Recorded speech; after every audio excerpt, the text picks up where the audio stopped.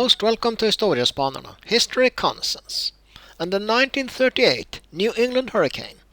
U.S. state and federal resources pulling together to save lives and property in one of the worst natural disasters to hit New England in the 20th century. A perfect example of what it means when a nation stands united and there are common resources available, pulling together when a region, territory or state cannot cope alone. And please, subscribe to our channel and join us on our journey in history.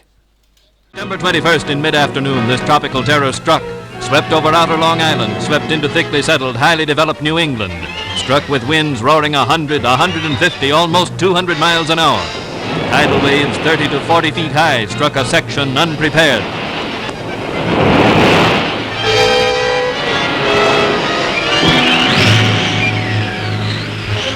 The great wind-driven waves swallowed the sandy bulwarks of the coast, washed away the pleasant beaches of Long Island's southern shore, literally changed the coastline. Bridges joining islands to the mainland were destroyed almost instantly. Men risked almost certain death trying to swim to their isolated homes, and the Coast Guard restrained them when it could.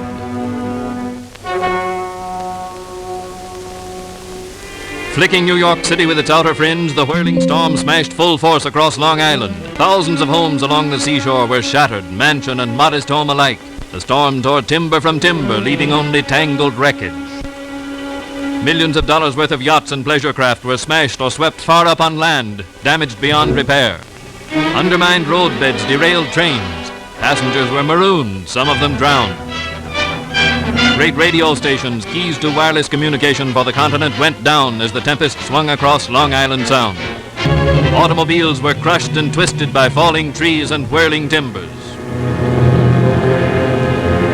Cutting a wide pathway of ruin inward from the sea, the storm piled up property damage in the hundreds of millions of dollars. The quiet dignity of colonial meeting houses was reduced to broken lumber.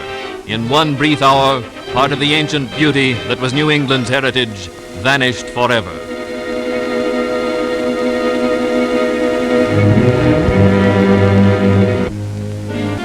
Even ocean-going vessels were tossed ashore by mountainous waves flying before the hurricane. Rugged buildings which had stood for decades along the stormy coast collapsed. Northward the tempest swept across Connecticut and Rhode Island, across Massachusetts, into Vermont and New Hampshire, and on to Canada. With communication cut off, the full extent of the disaster was unknown for days. The nation waited fearfully for meager bulletins bearing sad tidings. How to get necessary food and medical supplies into the storm zone became a major question. But local relief agencies went into action at once, and the task of rescue began. Neighbor hurried to assist neighbor. Private citizens volunteered to aid police, civic agencies, and the Red Cross.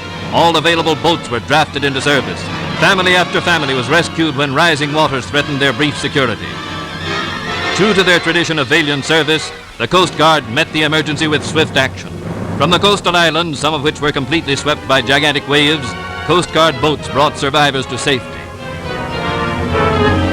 Further inland, armies of workers from private relief agencies, from nearby WPA and NYA projects, from CCC camps, as well as men recruited from every branch of the military and naval services, erected sandbag barriers to halt the rising waters.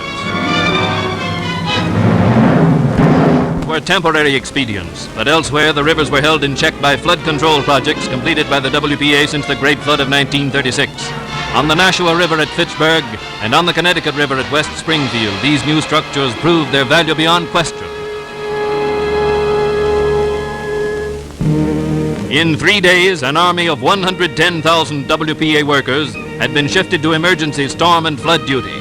Every little man with a pick on this map represents 1,000 workers of the WPA. Manpower turning from regular public improvements and services into the breach in time of dire need. Where tracks remained to carry trains, thousands of these workers came by rail. Shock troops of disaster, someone has called them, because so many times in recent years they have provided the human sinews for great tasks of reconstruction. As the work of salvage began, sailors from Navy yards and soldiers from Army posts aided civilian police in maintaining order. Part of the army of WPA men worked feverishly, helping to locate those trapped or lying dead beneath fallen debris. One man was found alive under 8 feet of wreckage 40 hours after the storm had passed. As New England rallied to the worst disaster of its history, WPA Administrator Harry Hopkins flew from California to Providence. the only transportation in the stricken area. He made a quick tour of the ravaged area to plan with New England leaders the task of cleaning up as well as the 6-month job of rebuilding public facilities. Administrator Hopkins met with the governors of the storm-torn states, pledging the help of the federal government. Women workers of the WPA, along with the Red Cross, provided comfort for thousands of refugees. At Chicopee, Massachusetts, in an infirmary also built by relief workers, they cared for families left homeless by the storm and provided nourishing meals for children whose own homes had not yet been made habitable. Sewing rooms like this one prepared warm, dry clothes for all the needy. Every emergency unit, local and federal, swung into action to distribute food to the hungry. Trucks were commandeered to deliver food, clothing, and surplus commodities to the entire population in the Hurricane District.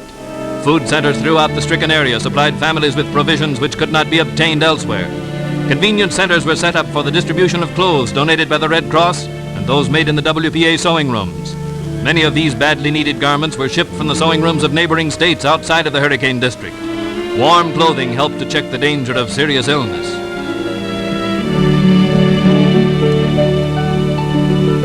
Stubbornly, the ghastly wreckage of the storm gave way, and the realization came that it would not be days, but months before normal life could be resumed.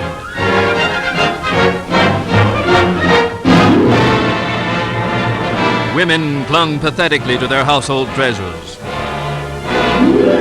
Men did the heavier work and tried to save what they could.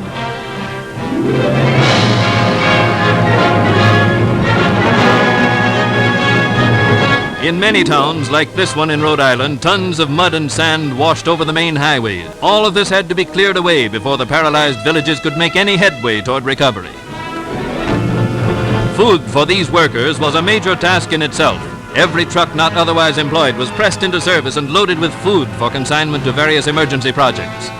These groups of men working shoulder to shoulder were gathered from every sort of work project, and they stopped their grueling labor only long enough to refuel their systems with sandwiches and coffee.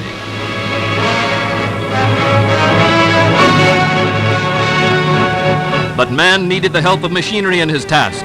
Huge sections of broken homes, roofs, whole wings, porches were dragged to open fields to be burned.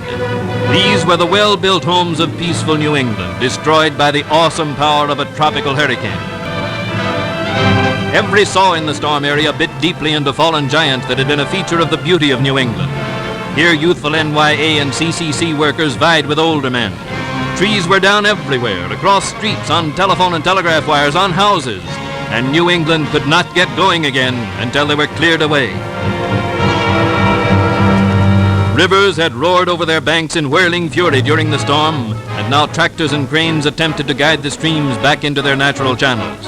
Along the Mohawk Trail in Massachusetts, whole sections of roadbed were washed into the streams below. Workers piled hundreds of tons of dirt into trucks and filled in the danger spots. All over New England were thousands of emergency repairs to be made. Public facilities which must be restored for a resumption of normal living by all the people. A job for manpower. A job once more for the WPA's shock troops of disaster. New England saw them in 1936 fighting flood, just as the people along the Ohio River and the Mississippi saw them in 1937. The call may come from a great drought on the plain or a raging fire in the timberlands. Wherever there is trouble on a heroic scale, there you will find this peaceful army recruited from the ranks of the unemployed, working hard and well with the other agencies of mercy.